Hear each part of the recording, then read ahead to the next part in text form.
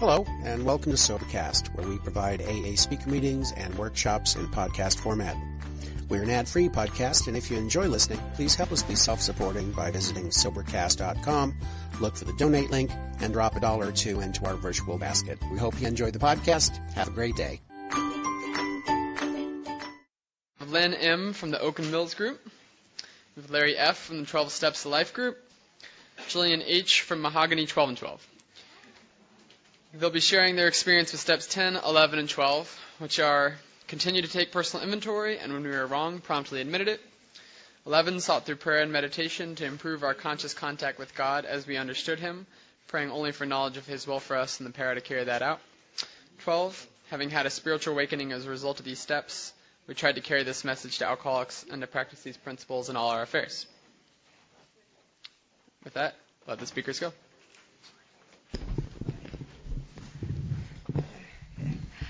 Hi there, my name is Jillian. I'm a recovered alcoholic.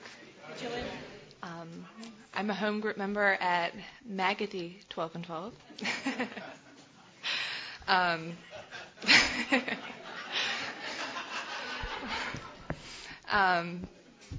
My sobriety date is February 1st, 2004. I have 2 children at home with croup, and I have not slept in a week. So I was thinking, since we are going to be talking about the 11th step, we would spend the next 15 minutes in silent meditation. No, for real. Just a little bit. I didn't know we're only supposed to talk about 15 minutes. I could talk about meditation all day. It's really transformed my life. But here's basically what happened to me. I got sober when I was 22 years old, and I came in here just a complete. My life up until the point I got sober was just a complete mess. I came in here just not knowing who I was. My life was just shattered into 1,000 different pieces, and I came in here and I did the steps really, really quickly, and I had this super profound spiritual experience. And God entered into my heart in such a profound way. And I knew without any shadow of a doubt that God existed and that God loved me. And I was a changed person, and it happened really quickly. And it was the most amazing thing that had ever happened to me up until that point. And I was doing tons of AA meetings and began sponsoring a ton of people. And my life began to change really quickly, and, I began getting promoted at my job, and I met a man, and I got married and started having kids. And I guess a couple years into it, what happened was, I guess what they say, I fell off my pink cloud, and I didn't know what I was doing wrong. And, I was still going to meetings, maybe not so many as I once was, but, life was just getting busy. And still sponsoring people, but maybe not as many, and I just didn't know really where to turn. And I got a new sponsor, and I guess the direction that my life turned, what happened, I really began to pursue meditation, and that's really where I began to find the relief that I was looking for, and I began to find the love in my heart again, and began to find direction in my life again. And I say this because maybe you too have fallen off your pink cloud, and it took me years. I guess it was probably I had 5 or 6 years sober, and I began to feel back on track again. And it was really scared because I guess what happened was, I knew that God loved me because I'd had such a profound experience in the beginning, but I had no idea how to get it back again. And so what happened for me was I just spent years just looking, and not knowing where to go. And what I had to do was, it was just a search for me. Sorry, I'm just so out of it. My first step was getting involved in a meditation group. For me, I had to get quiet. It wasn't a matter of I couldn't just turn off the radio on the way, on the car ride.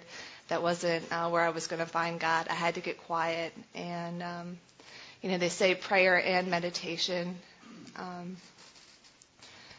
For me, the meditation, I had to start listening for God's direction. And I had to find the direction in the silence.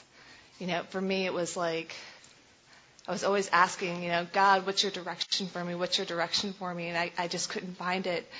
And it was because I was always like, God, what do you want for me? What do you want for me? And I wasn't listening for it. And I had to find time throughout my day to get quiet and really, really listen for it. And when I started taking time throughout my day to really begin listening for it, my life began to change.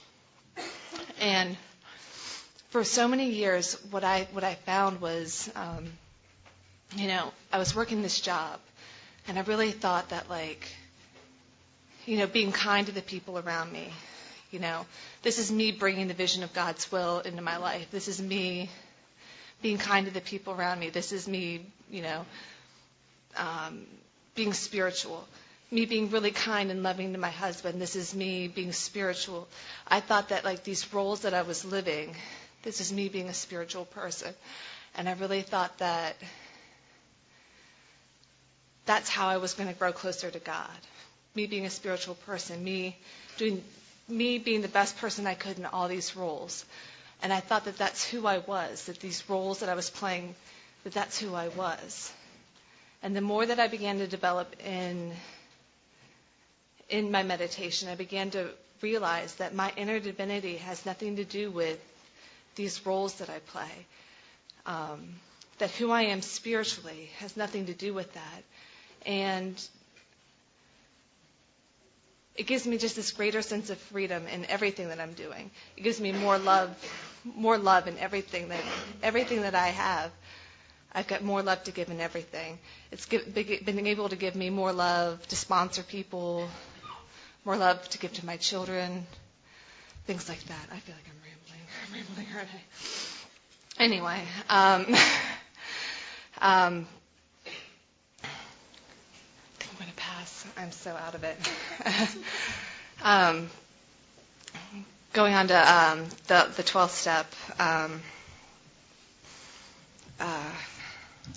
going to pass. Go ahead. Yeah.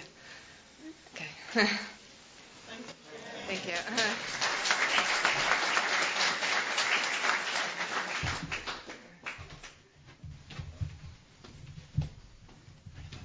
Whoa. I'm not that tall. Hey, everybody. I'm an alcoholic. My name is Lynn.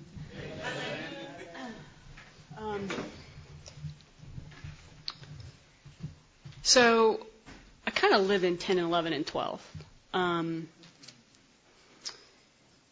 If you follow the big book, it's kind of funny because there's not that much is really in 10. It's not. There's a lot of promises in 10, but there's not a whole lot. There's maybe a paragraph about 10 in terms. It basically just says here's a couple things we want you to look out for. Selfishness, all that kind of stuff. So let me tell you what I do in terms of 10. I have an inventory card, and it's a little nasty because here's my deal. Every night when I'm brushing my teeth, because everybody says, God, I'm so tired at night. I lay down and I start doing my inventory and I fall asleep. So I fixed that because that was my problem. So what I do is when I'm washing my face and I'm brushing my teeth, I do my inventory. It's on a 3x5 index card, and that's why it looks nasty. And it says selfishness, dishonesty, indirect communication, avoidance, fear. I have all this stuff that I look out for. Do I need to discuss anything with anybody, make amends? What went right? Right? Because in the 10th step, in the 12 by 12, talks about that part too. And then I'll talk in the 11th step about something else I do. But I do that when I'm brushing my teeth and I'm washing my face because I'm not going to fall asleep during that process. Unless I need to pick up a new chip. But anyway, so the thing is that that's what I do for my 10th step. And that seems to go pretty good for me. And that covers the 10th step. The other part is that in the 12 and 12, it talks about, the different times we do that, right? So that covers like my daily thing. And then it talks about those like, periodic ones, right? So the thing is in those years where, like I was kind of like, I would stand up here and I would be like, I go in for an annual house cleaning. And that was awesome because I did. And I had like these years, I had all this documentation that I could show you that I did my annual house cleaning. And the thing is that was awesome, and it just sat there. Because I did a house cleaning and I shared it with somebody, but I didn't do anything else. I cleaned house and I shared it with somebody, but I didn't work 6 and 7 on it. If I needed to make amends with somebody, they didn't go back on that list of 8 and 9. And the thing that I'm finding anymore is that an annual house cleaning, or what I'm finding in a daily check, is that for me it goes back to 6 and 7 and 11. Is I know what those fears are. I told you, right? If you want to rewind the thing, it goes back to the fact that I don't think I'm good enough, right? That biggest fear is I can put it on a 3x5 index card and I can just tell you any single resentment, any fear, anything about sex, any kind of harm I make, it all goes back to that, see the first side of the index card. I'm not good enough. And if I'm not paying attention to that, that's what gets me into trouble. And so I need to continue to not only take that inventory, but make sure that I'm following through the rest of the steps for me. So then let's talk about 11, because the coolest thing with 11, if you don't own this book, let me just make a shameless plug. All right, it is Conference of Primitive Literature. It's Language of the Heart. Cool book. So this is page 240 for anybody listening along at home. This little sketch of my own Pilgrim's Progress is offered to illustrate where I, and maybe lots of other AAs, have still been missing some of the top importance. Through lack of disciplined attention, and sometimes through lack of the right kind of faith, or maybe us keeping ourselves at year after year in a rather easy spiritual kindergarten I've just described, but most inevitably we become dissatisfied. We have yet to admit we have hit an uncomfortable and maybe a very painful sticking point. What is it then? The chances are better that we shall locate our trouble in our misunderstanding and neglect of AA Step 11, prayer, meditation, and the guidance of God. The other steps can keep most of us sober and somehow functioning, but Step 11 can even keep us growing if we tried hard and work at it continually. If we expend even 5% of the time on Step 11 that we habitually and rightly lavish on Step 12, the results can be wonderfully far-reaching. That is an almost uniform experience of those who have constantly practiced Step 11. And that, hands down, is probably one of my favorite passages about the 11th step. And Bill wrote that, I think, if I'm correct, in like his 8th or 9th year sober, when he wrote that letter, and I believe it was published in the Grapevine. And it talks about in the big book, where it talks about, if after a time, if we go to a spiritual or religious practice, then we integrate that into our meditation. And I'm not going to go into it, but I actually, after many years, I did join a spiritual practice, not a religion, a spiritual practice that has definite devotions. And so I integrate those with my sobriety. So they're part of my daily meditation. So, the funny part is that, you go to an 11-step meeting, and so I get up and I talk about it, and I get up every single morning. I get on my knees, I come out of the bed, and I roll up, and I hit the bed knees first, right? And I ask God to keep me sober. I spend an hour in meditation pretty much every day, maybe less, right? So I do a meditation. I have a compassion practice. I have an equanimity practice. And then somebody gets up inevitably and goes, I just keep it simple. So, and that's, what? And the thing is that the deal is that whatever works for you. At the end of the day, the deal is that it's between you and your higher power. What you consider God, however you connect to God. If it's walking your dog at the end of the day, and that's how you connect to God. If it's sitting by a stream, if it's riding in your car, if it's grocery shopping, whatever that connection is between you and God, find it. But the bottom line is that is that for me, I've found something that works. And that's how I'm able to do it. So I have a morning devotion, or actually morning meditation that I go through. Again, what it has helped me to do is to find compassion for others. It's helped me in all my other steps. And it's helped me to grow spiritually. Many years ago, for those of you who saw Pretty Woman, that part where Richard Gere says, I was very angry with him. I was walking around and I was very angry. And it was easy for people to see. When I talked to you, I didn't look you in the eye.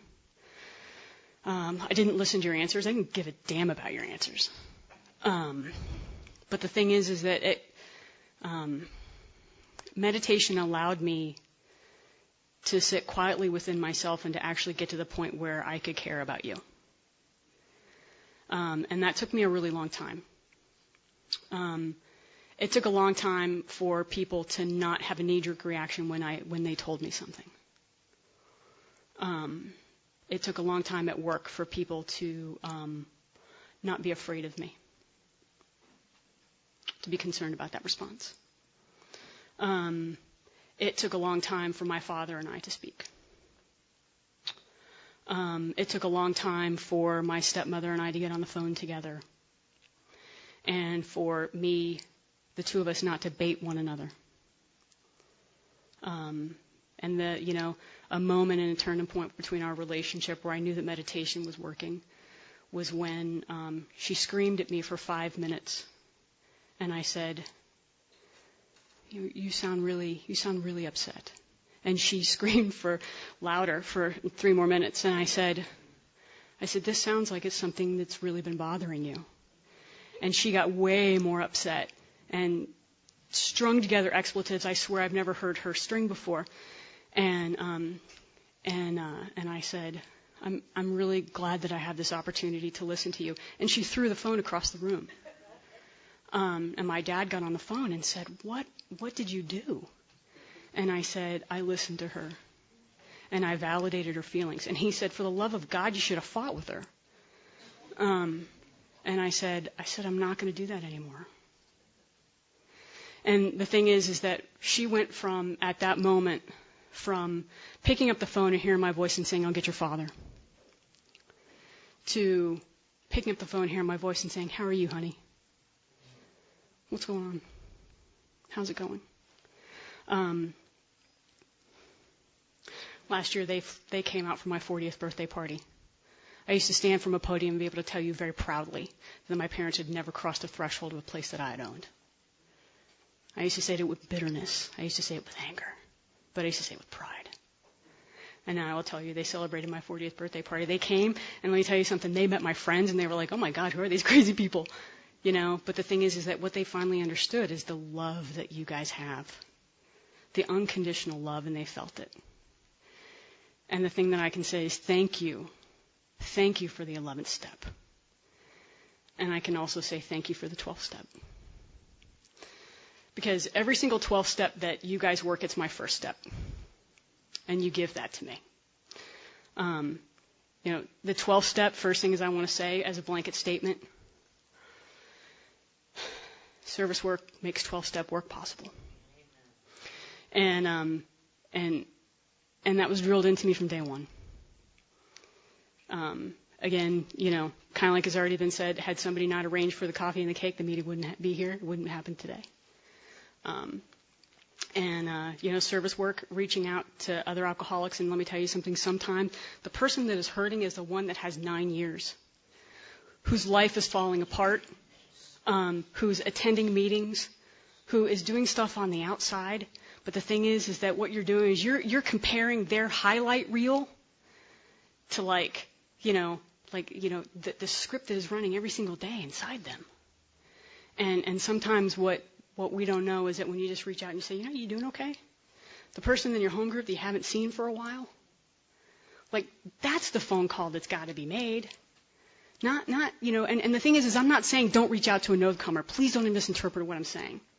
But it's everything is helping the alcoholic We put up gold stars for ourselves all the time, and I do it. We put up gold stars when we take a newcomer out for coffee, when we take somebody out for dinner, right? We do that. But the seventh tradition is self-support everywhere, and it's carrying that message no matter where we are. So it's living this everywhere. The spiritual awakening that I had through all of this was about practicing these principles everywhere.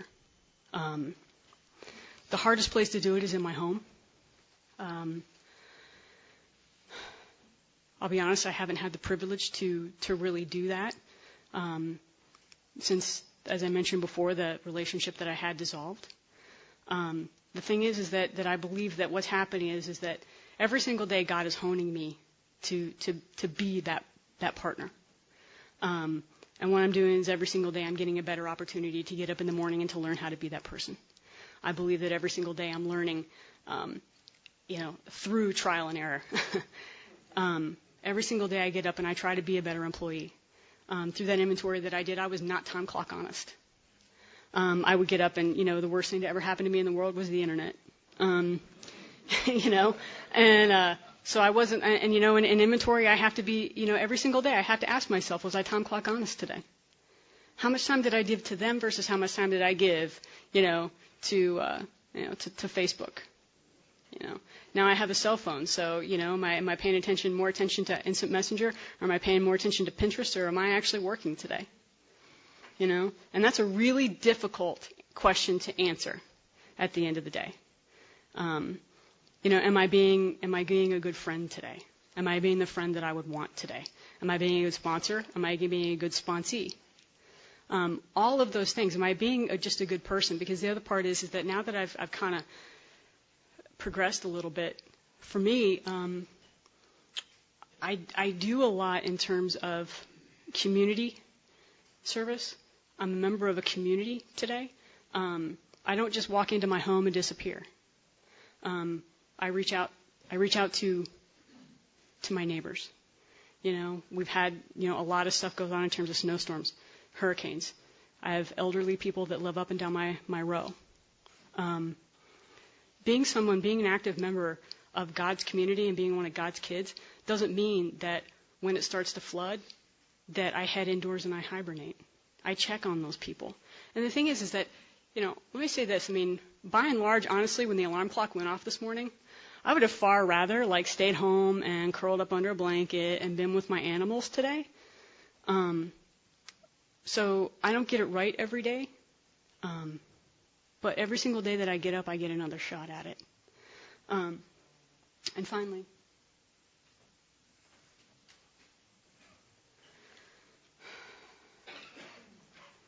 one of my favorite passages out of the 12 and 12. Still more wonderful is the feeling that we do not have to be specially distinguished among our fellows in order to be useful and profoundly happy. Not many of us can be leaders of prominence, nor do we wish to be. Service gladly rendered, obligations squarely met, troubles well accepted or solved with God's help. The knowledge that at home or in the world outside we are partners in a common effort. The well-understood fact that in God's sight all human beings are important. The proof that love freely given surely brings a full return. The certainty that we are no longer isolated and alone in self-constructed prisons. The surety that we need no longer be square pegs in round holes, but can fit in God's scheme of things. These are the permanent and legitimate satisfactions of right living for which no amount of pomp and circumstance, no heap of material possessions could possibly substitute. True ambition is not what we thought it was. True ambition is the deep and desire to live usefully and walk humbly under the grace of God. Thank you.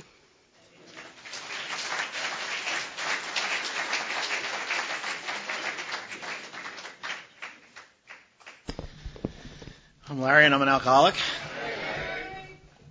And I'm still soaking in what was just read, because that true desire to live usefully and walk humbly under the grace of God is the ambition. It's amazing. Anyway, my sponsor said, answer 3 questions to progress through a step. What does the step actually say? What does it ask you to do? And how have you done it? When we got to 10, 11, and 12, he added 2 more questions for me. He said, these are 2 questions that most of us alcoholics should ask ourselves 2 or 3 times during the course of a day. He said, but Larry, some of us are sicker than others, so you need to ask yourself these 2 questions about every 15 minutes. And the 2 questions are, what is God's vision in this? Where is God in this? And the second question is, what step applies here? And if you do that, every time you face a decision, every time you're getting upset, every time there's some disturbance, it forces you mostly to come back to 10, 11, and 12. Where is God in all this? Well, I usually need to pray or meditate to find out. What step applies here? Usually it's about promptly admitting I was wrong. Sometimes it's about some of the other steps. Step 3, I do a constant juggling act with step 3, my will, God's will, my will, God's will. But those 2 questions have saved my butt over and over and over again. Now with step 10, I got a great step 10 example earlier this week. My wife is also in the program. We've been around almost the same exact amount of time, and we've known each other a long time. So earlier this week, I mentioned to her I was coming here. There's this step workshop going on this weekend, because we were thinking about making our weekend plans. And I'll be over there for a couple of hours, blah, blah, blah, blah, blah. And the unsaid thing was, why don't you come? So I got done explaining what was going on, that I was coming over here, and she said to me, have fun. And that upset me. Now, the first reaction, the first thought I had was, of course, the keen alcoholic thought was to take her inventory. You could use a couple of meetings, Why don't you get your ass over to this meeting? That was thought 1. Thought 2 was, gee, that kind of hurt my feelings. I mean, she's heard me speak 1,000 times. Is she over the wonder of me already?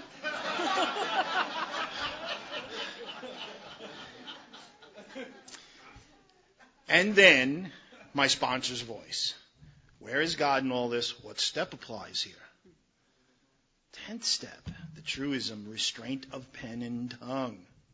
So those were my first 2 reactions. I've shared them with you. I did not share them with her. Instead, I went into my kit of tools for successful marriage, and I poured myself a tall, frothy cup of Shut the F Up. And said nothing. She's happy, I'm happy. No conflict, no stress. I don't have to go back and make an amends for taking her inventory. 10th step, restraint of pen and tongue. That's what applied here. We moved down the road. Life is good. At work, every day. Somehow, I think one day one of my bosses is going to figure out who I really am. But in the meantime, these idiots have entrusted me with about 110 people that work for me. And I pray for them on a daily basis. But when you have 110 people in the building, that's a lot of personalities. And my job as the boss is when they have a problem with their manager or their whoever, then they don't get the answer they want, is they bring it to me. So I'm the guy who gets problems all day long. That's very upsetting. So they come to me with these problems, and my first reaction a lot of the time is, I don't think you're an alcoholic. You don't have a program. I got some ideas that could help you fix all of this. And again, restraint of pen and tongue. I don't say any of those crazy alcoholic thoughts. Now, this may seem very primitive to you, but it saves my bacon. Because I still, after many years later, have 2 things that happen in almost any situation. Something will happen, and I will have an immediate shoot from the hip reaction. That one is always the alcoholic one. I have to let that one go by. And then I have to see what comes next. And entertain whether it's a more civil, sober, sane, responsible position than the first one that flew by. Thank God for step 10. The other thing about step 10 is, again, reading exactly what it says. The first word is continued. That implies that there's an ongoing process already in place where we are reviewing our inventory. So if you're saying to yourself, I should really get around to doing a 10th step every once in a while, red flag. It's a continued, so there's an ongoing process of some sort.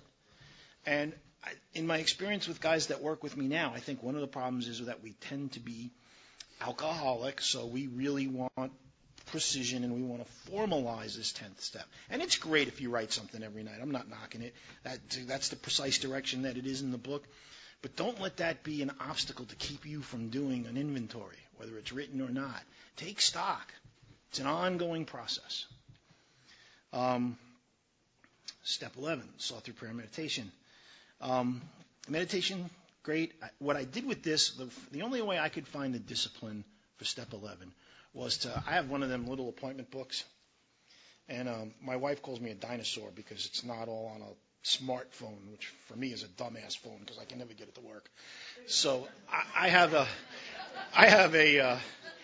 actually have a paper appointment book. And what I do each week is I write down in the morning, prayer and meditation, and then, what my appointments are, and then that evening where my meeting's going to be. And what I do is I schedule out my 11th step and my meetings for the week, and then build everything else around that. I needed that because I am so undisciplined. It's amazing. A butterfly will go by, and I'll stop what I'm doing, and for 20 minutes I'm like, ooh. So I need discipline. I use the book, set this up. And what happens is, again, coincidences. There's no coincidences. The last few months, my work life has been very frantic, very high pressure, 12-hour days, not a lot of time for much anything else. It's been physically wearing me down. I made mention before that I'm a little under the weather. It's been very stressful. I haven't been sticking to the prayer and meditation schedule. So in the mornings, we have a couple of dogs, love dogs. Let the dogs out in the morning, come upstairs, and then they have to go upstairs to get fed. So what happens is my 10-year-old Golden, and I swear, this is true, what happens now is we start to go up the stairs, and she runs up about 3 steps and stops and turns sideways and blocks me from going up the stairs. Because my reaction is to just run up the stairs and feed him and get out of the house. She turns sideways and blocks me. She won't let me go up the stairs until I do a little ear rub and a little belly rub and a little tail rub. And she's got to get this 3 minutes of massage affection in the morning. And if she doesn't get it, I can't get upstairs. What that's turned into is that's my forced prayer and meditation. When she throws that roadblock at me, I start scratching her, and I say my prayers, and I do a little meditation, and I do it out loud. She hears the sound of my voice, and she's gotten used to my rhythm. She knows when I'm done. And when I stop, she turns and bolts upstairs because now she knows it's time for breakfast. She's done her job. She's forced me to pray and meditate. That roadblock has been put in my life to stop me from rushing through it. It's crazy. A curmudgeonly thing about the 11th step, because I told you guys before I got this old school. If you're praying for anything else besides God's will for you and the power to carry that out, that's great. I'm glad you're praying, but that ain't the 11th step. The 11th step says specifically, if you read the black words on the page, praying only. Only means limited to, specifically, nothing else. Praying only for God's will for us and the power to carry that out. So I love prayer. Prayer all day long. I do a lot of prayer. Sometimes at work when I get crazy, I run into the bathroom and I go into a stall and I pray. There's a few places in the building where I can be alone and have some quiet. Sometimes I do this trick too. Any of you do this? This was great when there were payphones, like in an airport. You pick up a payphone and you pray. People think you're on the phone. You can even pray out loud. They have no idea you're talking to God. So sometimes in my office, I pick up the phone. Hello, God, this is Larry calling. I need to talk to you for a minute because I'm about to kill this pain in the ass. And I talk to him for a few minutes. People walk by, they think I'm on the phone. They leave me alone. So if you haven't thought of that, you may want to give that a shot. But if we're talking 11th step prayer, it's got to be God's will for us and the power to carry that out. 12th step, Again, reading the words that are on the page, if you're looking for some hope and experience today, if you're looking for some hope, the first few words of the 12th step, having had a spiritual experience as the result of these steps. Now, I love Bill's phrasing there. Those words are really important. Having had a spiritual experience as the result of these steps. He didn't write, possibly you may have a spiritual experience, or probably you will have a spiritual experience, or there's a remote chance in hell you might have a spiritual experience. He was definite. It's present. It's a past participle, actually, Old English teacher. Having had a spiritual experience. That's declarative. There's no other possibility. Having had a spiritual experience. So if you're sitting here and you're balking about the steps, or you haven't gotten to the 12th step yet, there's the hope. There's no doubt about it. If you practice the first 11 steps, by the time you get to 12, you will have had a spiritual experience. It says so in the book, and so far after all these years, I haven't found any place yet where the book has lied to me. It says, having had a spiritual experience. I love that. What hope. I spent all my life drinking spirits, trying to have a spiritual experience. Again, the dumbest smart guy in the room. I used to sit in the bar at happy hour and run the Jeopardy board. And everybody would go, wow, you're really smart. You should teach college. And the next day I'd be sitting on the bar stool playing Jeopardy. Because in order to teach college, you actually have to go to college. Get a degree that requires work and action. I was too busy sitting on the bar stool. One of the gifts in my life is I got sober and then I did that stuff. Having had a spiritual experience as a result of these steps, we tried to practice these principles in all our affairs and carry the message to the alcoholic who still suffers. Now, carrying the message to the alcoholic who still suffers, that means every alcoholic. Because here's a newsflash if you haven't already figured it out. When we get here, we're suffering, but it's very primitive suffering. When I got here, my suffering was, I need a doctor, a cup of coffee, and a place to live. That's primitive, basic, survival kind of suffering. I have to tell you, many years later, my problem is, how do I figure out how to live like a sane and sober, responsible citizen in this world with these people? Now, that's a form of suffering. It's just a little more complicated than the first kind. But there isn't an alcoholic in this room who isn't suffering in some way, shape, or form. So you can help anyone. It doesn't have to be the obvious, snotty-nosed, yellow-eyed, stinky newcomer coming through the door. Every alcoholic in the room needs help. Everybody. I need it every day, all the time. I tell God all the time, hey, your number one problem child, showing up for duty. Hope you have something special in store for me today because I need help. So we're all suffering. So there's no limits to who you can help when you practice your 12th step. And then again, the old curmudgeonly hardcore thing from the guys who helped me stay sober. Practice these principles in all our affairs. It doesn't say some of them every other Tuesday when we're really feeling like we're in fit spiritual and physical condition. It says practice these principles in all our affairs. Now, I'm not claiming perfection, and there's also, just like every alcoholic in this room is still suffering, every alcoholic in this room is imperfect. So it isn't about perfection, but it's about striving for perfection. You will make progress. The cliche about progress, not perfection. The only guaranteed way I've found to make progress is to strive for perfection. And then you make progress. So strive for perfection. Strive to apply these principles in all your affairs. It ain't going to happen. But you will have an amazing journey trying to do that. The progress will be amazing. I used to, here's a typical day for Larry 25 years ago. A typical day for Larry was I would wake up, come to around noon, 1 o'clock in the afternoon, and next to my bed was a bottle of Wild Turkey and a mirror of another substance. And I would grab those just to be able to sit up. Then I would go and take a shower, and order some food, have it delivered, because the sun was still up. As a vampire, I could not walk outside, so we would have to have food delivered. And then I would eat something, and then I'd go back to bed for another 3 or 4 hours. Now it would be getting dark, and I could oil up my wings, my bat wings, because it was coming up to the time of night where I could emerge from my crypt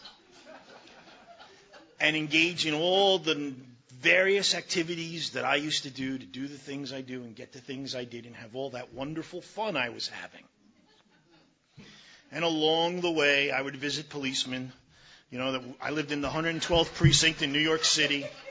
I was convinced those guys had me on their list. Part of their agenda every week was to hassle Larry Fishman. Coincidentally, I got sober and those guys got well. They have not broken out with an urge to arrest me since I stopped drinking. They got better. I stopped drinking, they got better. Go figure that out. But that was my typical day. Awake at noon, alcohol and other substances, stagger through the day, wait for it to get dark, and then go out and take advantage of normal, sane citizens like a wolf preying on sheep. That was my day. That was my life. Day in, day out for a really long time. It was awful. At the end, the thing that got to me at the end, by the way, was not any moral dilemmas about what I was doing, because I was morally bankrupt. So there was no moral dilemma. You know, and there was nobody left in my life trying to help me, so it wasn't like there was any concern from my loved ones or anything like that. The thing that got to me at the end, the most painful part, was for the last 2 years, even in a crowded room, I was always alone. It was the loneliness. It was such a painful and lonely existence. It was horrible. If I had the courage, I would have killed myself. You know, I picked up the gun a couple of times, and I just couldn't bring it up to the side of my head. I understand now that was God looking out for me then, too. Now, I get up in the morning early. I get up, I kiss my wife. Holy cow, there's a woman in my life. Are you kidding me? The last 2 years of my life, even the wrong kind of woman wouldn't talk to me. So I get up, I kiss my wife, I say, "Thank you, Lord." I take the dogs out as I described to you. We stop on the stairs. Oh, by the way, the stairs of the house I live in, which I own, holy God. The only thing I owned when I got here was a pair of Docksiders with holes in them and a pair of ratty torn jeans. And I had literally 10 cents in my pocket. I had 2 nickels. That's what I had when I got here. Those were my earthly possessions. You know, after I get done with the dogs and praying and meditating, I get dressed, I go to work, I show up early and alert and suited up and ready to go. I didn't have any sense of responsibility when I was drinking. You know, that's God working in my life. You know, and then I try to do the best I can every day without being selfish 99.999% of the time. It's down to about 99.9. The 99999 part has faded a little over all these years. You know, so practice the principles in all our affairs. We won't make it, but we do the best we can.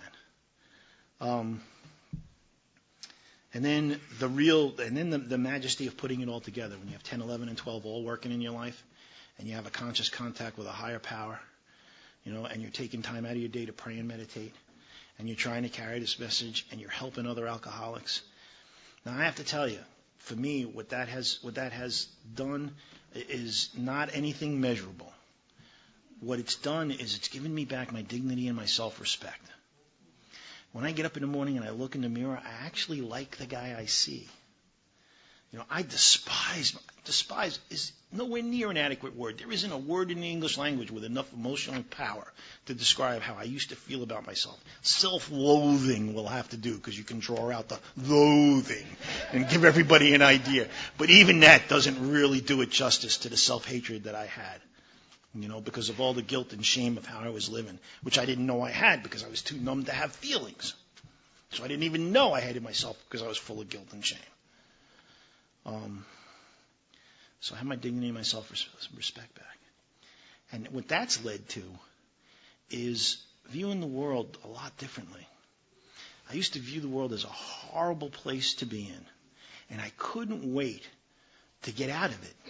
I found out us alcoholics do not have a dying problem. Sometimes we try to counsel alcoholics, especially alcoholics that get hurt and wind up in the hospital, and we go and try to help them. We say things like, how could you be here? Wrong approach. Alcoholics do not have a dying problem. We're not afraid of that. If you keep going the way you're going, you're going to die. Wrong approach. We alcoholics do not have a dying problem. That's a relief for most of us. Oh, good, I'm going to die. Yay. What we have is not a dying problem. We have a living problem. So when you go to that kind of sick bed in the hospital, you got to carry a message about finding a way to live in this world without hating yourself. And that ties back to that pride and self-respect, that dignity and self-respect part that comes back. When you try doing some esteemable acts and you build some self-esteem and you're okay with yourself on a daily basis. When I got here, I promise you, if there was a pill that we could take where no matter who you were, it didn't matter who you were, no matter who you were, we could switch places, you'd become me and I'd become you, I would have taken that pill with any one of you on the spot. Now, today, you can't pry me out of these shoes. I like the guy I am today. And my father died long before I got sober. And I pray all the time that he has some idea that I've become at least half the man that he always wished I would become. And that's a gift. That's the gift of the steps at work in your life. Thanks a lot for letting me share.